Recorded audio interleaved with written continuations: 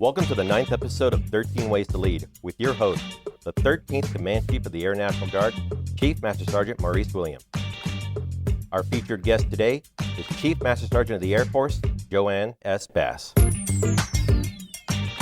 I'm Master Sergeant Eric Gallion, and today's episode is about leading by being accessible. Being viewed as accessible and approachable is a critical skill every leader should seek to embody. Leaders who make themselves accessible are simply saying, I care. Your leadership is no longer effective when you become inaccessible. Airmen don't care about how much you know until they know how much you care. Today in the studio, we have two senior enlisted leaders who are out front every day and are always accessible to their airmen. Chief Williams, the floor is yours. Hey, today we have one of our top enlisted in our Air Force, our 19th Chief Master Sergeant of the Air Force, JoAnne Bass. It's a great pleasure to have you here. I would like you to open up and just tell a little something about yourself that you think that most of the listening audience don't know. All right. So first of all, Chief Williams, it's really cool to spend some time with you this morning. We live on the same block, but we don't see each other often because we're always out on the road visiting our airmen. So it gets back to that accessibility piece. And then first of all, let me just say to Master Sergeant Gallion, I mean, that voice, I was like, what is going on here? Like we got serious real quick. So anyway, but hey, we're going to have fun because it's early morning. Yes. We're still drinking coffee. And so we're just going to have fun with the audience here. So real quick, things that people perhaps don't know about me that's not in the bio. Joe Bass, been serving in the Air Force for almost 30 years. I always tell people, right, like not bad for a girl who just wanted to do 4 quick years, get her GI Bill and roll out. I tell people all the time, I only re-enlisted at the 4-year mark because I needed to pay off my Honda Civic. And y'all seen pictures of that red Honda Civic. And then, probably about the 8-year mark is really when I joined our Air Force. And there wasn't like a, peak moment necessarily, a defining moment that really caused me to join our Air Force at the 8-year mark. It was more so that I was part of some really amazing organizations with some great Americans, some great patriots that I had a chance to see firsthand, some who have paid the ultimate sacrifice and given their life. So it was then and after a few deployments that I realized what it meant to wear this uniform. And so that's a little bit about me professionally, personally. At my first duty station, I met my best friend and husband, my wingman, battle buddy since he's Army, Ron Bass. He served in the Army for 27 years, retired as an Army First Sergeant. I give him a whole lot of credit. I don't tell him personally, but I give him a whole lot of credit for who I am. We have 2 kiddos. I have a daughter who is in college, and I have a kiddo who's still in high school living with us. So I'm still an airman, a mom, a spouse, and, sister, daughter, and all those things to everybody. Hey, well, thanks for that background and information. As we talk about being accessible, times have changed since both of us entered into our Air Force, and now we have social media. Do you see any drawbacks on it, or do you think it's the greatest avenue to connect with airmen? So first of all, I'm glad that times have changed and that when we came up, Mo, that we didn't have social media. Yes. And I'm glad that we didn't have cell phones, because chances are Joe Bass probably wouldn't be standing up before you today, right? Like, I mean, I was probably, not always the airman who had the best judgment, right? Like we were having fun when we joined our Air Force. And so anyway, so I would tell us, right, like airmen today, hey, we've got to proceed with caution at times, right? Like everything's recorded, and those are some challenging things that we do. And so, it is very different growing up today. But the matter of fact is, like, social media is not going away. We're in a digital era, a information domain where we're still kind of trying to figure this thing out. But what we know for certain, again, is that it's not going away. And so how do we coexist in this digital domain, in this information era? How do we make smart choices? How can we be aware and educated enough to understand the challenges that come with the digital domain? And how do we use it to our advantage? And so, those are some of the things that I'm always really thoughtful of as we operate in the social media spaces. Yes, when we talk about being accessible and using these type platforms we're using now, individuals can listen to us on the phone. You know, it's just sometimes it's a little challenging. I've been several different places, and after I get finished, they say, "Hey, well, I was recording you." Yeah. Well, it's been nice to know. Not that I said anything that's bad, but this shows type platforms. I've been on a virtual platform and finished, and someone took one snippet out of what I said, and you just don't realize what you know. But you're still trying to be accessible and meet airmen where they are. But there can sometimes be some challenge. But I think it's more benefits than it is challenges. I agree. You know, and that is what you just outlined, you know, some of the dangers, right? The goodness could be that somebody can record, you know, what you're saying and the thought and pass that intent out so you can flatten communication across the formations, or somebody can take, you know, a minute or 10 seconds out of your whole 10-minute discussion, and you miss the whole beginning part, the whole end part, and you never get the true intent, and you only hear a soundbite. And sound bites can be really damning, right? And so that's what I think we have to be aware of, right? Whenever we get presented with a sound bite, well, what was the context and what was the intent? And can we maybe have some grace and give people the benefit of the doubt of what, you know, was really meant? And I've seen that play out in social media unfold. Hey, if I can just share one thing on the accessibility piece, you know, when I first got in the seat, I spent some time with my public affairs team, and I told them, you know, again, you know, we chatted about what is our strategy when it comes to accessibility and, you know, what are we trying to promote here? And so we definitely have a strategic strategy on communication. You know, we use social media platforms to be able to flatten communication because we want airmen to be able to hear the information, and we want them to understand the true intent. We want to be able to highlight the goodness that is going on in the Air Force. You know, you get to see it every day. I get to see it every day. Sometimes I wish I had a GoPro on where people could see the goodness that is happening with our airmen. So we want to highlight that. We want to highlight the proud heritage that we have in our Air Force. And so that, you know, we have some strategy on the messaging that we do, but it's very deliberate. It's not haphazard. You know, as we talk about social media, you know, I think all human beings still love that face-to-face communication. And when we get out and travel, you and myself get out and travel, it's taxing on us. So just tell me a little bit about your travel schedule and expand on how much you're out there. Once you get to an organization, what do you feel the best effective way of communicating with in a large formation, smaller formation? Just expand on that a little bit for me.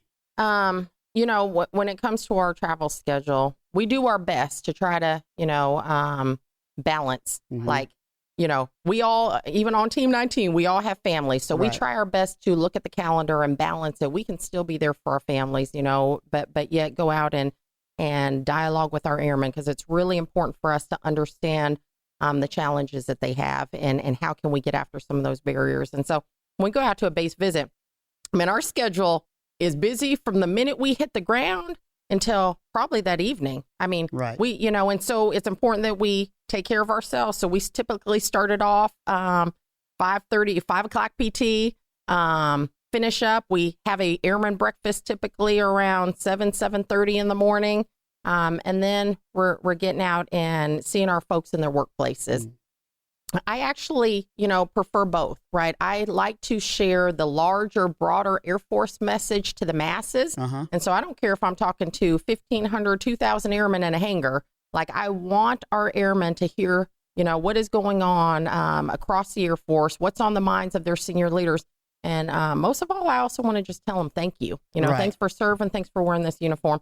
And then, of course, I love the smaller group settings with our, you know, opportunities to meet them in the workplace or breakfast or lunch, where I can hear them share kind of, you know, what's going on in their lives, their families' lives, so that they feel more comfortable being able to talk with me. Right. And that's the same kind of my schedule when I go out and visit the wings out in our Air National Guard and out in our Air Force. The bigger crowds, hey, we get to talk about the big strategic matches, the national defense strategy, and how we connect and how we fit in as each airman do. But in those intimate settings, when I have lunch with I typically have scheduled to have lunch with the E6 and below. And that's when you get some of the real deal, you know, and having those general, you know, conversation with them. They're real open and really say, hey, well, I just really don't know how this connect. You know, and I always meet with the chiefs last to give them a feedback from a person from the outside, sharing their perspective, what I see, what your airmen know, what resources do they know that they have available. So that's what I try to share with them so they can get an understanding of the culture. Yeah. You know, but you know, as we talk about balancing, I know you mentioned the family. How do you balance that with the family and being to get out and travel that much and have that home time? Yeah. It's an everyday challenge. Right. You know, some seasons I feel like I'm doing really good. And then sometimes I'm like, man, I'm hosing this up, right? Like, and so for Team 19, we hold each other accountable on a lot of things, especially, you know, I travel out with Chief Mike Perry, Diamond One, and he holds me accountable on those things. Like, hey, you know, what are you doing? And so, as I mentioned, when I am home, if I'm home for a 2-day period, like I actually don't schedule anything. Like it is just family time. And so we spend time,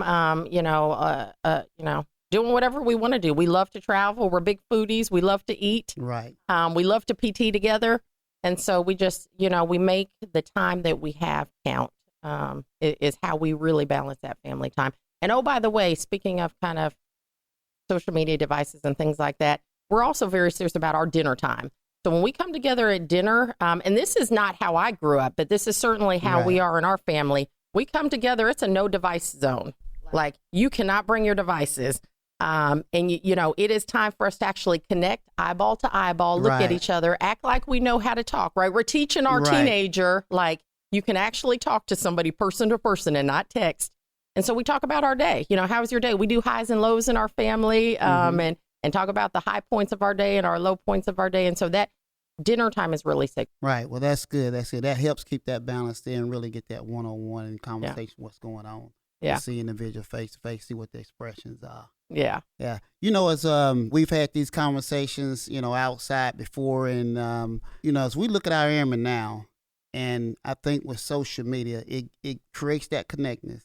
Yeah. But we have several that'll shoot an email straight to Chief Master Sgt. of the Air Force. Yeah.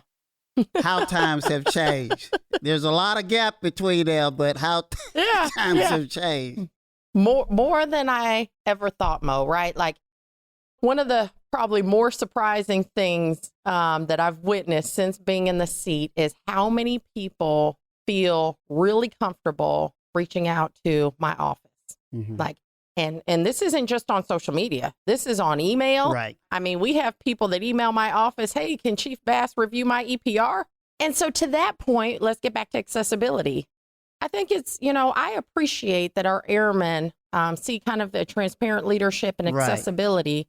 But I think that we need to make sure that at all levels of leadership, that all levels of leaders are accessible. Right. An airman should feel more comfortable reaching out to their wingman or their direct supervisor before they feel more comfortable reaching out to me. Like if somebody feels comfortable, emailing the Chief Master on the Air Force direct on something more than the person on your right or left, then we've got some challenges of trust, right? And so I would say, accessibility, it's great to see your senior leaders accessible. It's great to see a wing command chief accessible. But leaders at every level have to be accessible. And so that requires for us as leaders to take a look in the mirror, right? That's right. Like, and I think about like when we go to hotels, right? Like you have a do not disturb sign on. Like, do our airmen, when they walk by our office, do they think that there's a do not disturb sign on because we haven't made ourselves accessible, right? Like, or are we doing that? And I think that we have to, again, when I say all levels, I'm not even talking at the most senior levels. When I think back to when I was Senior Airman Joe Bass, like I didn't reach out to my chiefs back then, right? Like I reached out to, again, the most influential person in my life was that direct first line supervisor. And then maybe it was that tech sergeant section NCOIC. Like we have to have our NCOs, our senior NCOs, they have to be the most accessible. Their job is to develop, coach, train, inspire those airmen. I shouldn't be inspiring them more than that first line supervisor. Yeah, that is so true. I get the same emails too of individuals reaching out to me. Hey, let's have a conversation.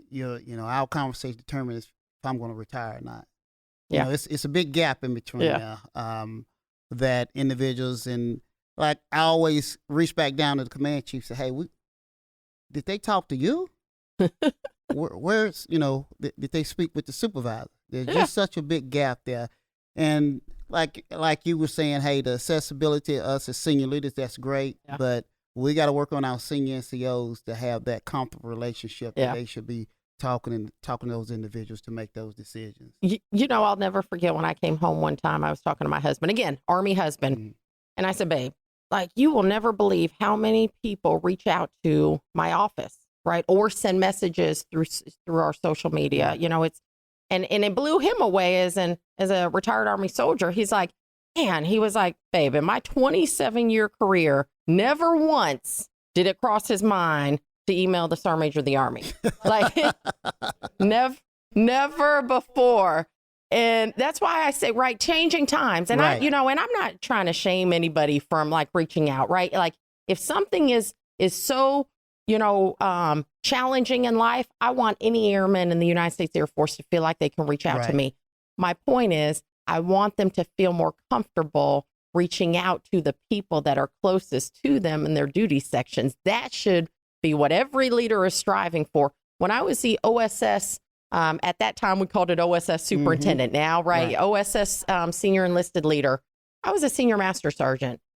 I would like to think that as the most senior person in the OSS, that any one of, my, 220 airmen would know to come to me before they would have sent an email up to the Chief Master in the Air Force, right? Like, but that requires work on my part as that SCL, right? Like that I actually know my people, that I actually spend time developing the section leaders, that I spend time developing the flight commanders, so that they're instilling that same culture and climate and trust within their formations. Again, I'd like to think that none of my folks reached out to the Chief Master of the Air Force. That is right. One of the familiar quotes Colin Powell used to say all the time, hey, you stop leading when your people stop reaching out to you.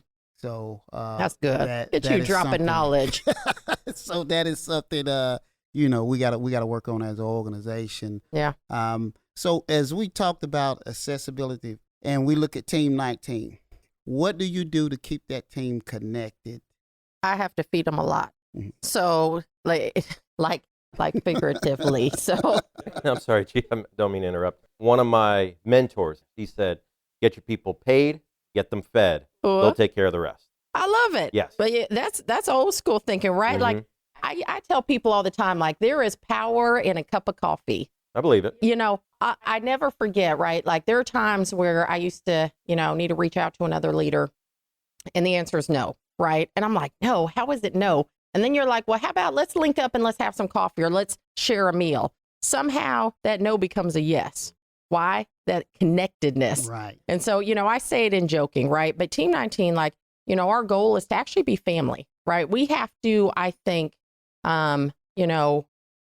like, genuinely represent what we are expecting any other organization to look like. And that is, to be a high performing team. And the only way you can be a high performing team, if you have high standards, if you hold yourselves accountable, hold each other accountable, if you recreate together, if you, eat together, fellowship together. So we work super hard. You ask anybody on Team 19, but guess what? We try our best to play hard too. And I think that's really important for us, but it's deliberate planning. Like, right, we could go through a whole month and we're like zapped and exhausted. So we have to work really hard to make sure that, hey, like, how about we huddle and, like, let's actually bring some food in and do a lunch, or how about we actually do some team building? And we're very deliberate about the team building too. And sometimes we get in each other's feelings. I'll typically bring somebody in to kind of guide us through some team building stuff. But we're pretty deliberate about it, and we're pretty deliberate about, again, not just talking the talk, but walking the talk. Yeah, me and my team, we get together. Matter of fact, we got a bike ride coming up. We go bowling. Hey, we go top golf. Just keep that camaraderie there, because you work hard and you got to build that team high spirit. Everybody have highs and lows, but it's all about coming together once you say, hey, have some food, have a good time, Yeah. and then, hey, we get back to work. Hey, we need to do a Team 13, Team 19 bowl-a-thon. We need to do it. I heard you good. Ron already told me you're a good bowler, because Ron already talked about it. I may or may not have my own bowling ball. And I may or may not have said that bowling is not just a game, it's a way of life. So Team 19 is not going to lose. What's your best game? I'm not gonna share. We're just gonna. We're just. So it's good. It's best game probably mid 200. Okay. But I mean that's not standard. I can't bowl anymore now. I don't have any time to bowl. But we just need to put a date on. I'm gonna start practicing. Okay. And then again, yeah. Put that in your schedule. We'll do that. That'll be fun. Yeah, that sounds good. I mean, in like Simsav said, we do that within. We call it the block and air record with all the command chief, keep that camaraderie there. But then that's that accessibility by where we live to have conversations offline. Yeah. So when we come into the meetings, we already have an idea of some of the things we discuss and some of the perspectives that we share to address issues and make changes within the organization. That is a great illustration of accessibility. Mm-hmm. Again, where we live, I have 4 other command chiefs on the block there, certainly Chief Williams and then Tim White from the reserves. And that accessibility, that we have to each other allows us to be able to handle things on behalf of our airmen. Like you all know, like if something's not going right with the guard, like Chief Williams is going to be knocking on the door and we're going to be able to get after those things. And that accessibility is important because timing is always really tough. Yeah. And so, again, but if I wasn't accessible, would Chief Williams feel comfortable knocking on the door to be able to take care of things for his airmen? And so, I remember, Mo, when I was a master sergeant, what I realized really quickly as a senior NCO is, the relationships that I have with people, the accessibility that I have with people is not about me or for me. Right. It's for the benefit of our airmen. That's right. Right. So personally, let's just be real, right? We have challenges sometimes, interpersonal relationships, but I had to realize, man, I've got to put all those things aside because you've got to be able to take care of your people and relationships matter. That's right. Yeah. That's helped turn things over. Well, hey, Simsav, it's been great having you here, having a great conversation. I'm going to turn it over to my master voice there to take us on out. Appreciate it. Thanks so much, Chief. And thank you, Chief Bass, for taking the time to speak to us about leading by being accessible. Be sure to follow the Air National Guard on Facebook, Twitter, and Instagram. And for more of Team 13, follow the Director of the Air National Guard on Facebook. Join us again next month on 13 Ways to Lead, where we will be talking about leading by using rewards and praise. From all of us here at the Air National Guard Podcast Network, have a great Air National Guard day. Team 13, out. 13 Ways to Lead is produced by Major Amber Schatz. Our editor and sound mixer is Master Sergeant Brandy Fowler. This episode was recorded at the Secretary of the Air Force Public Affairs Studio in the Pentagon.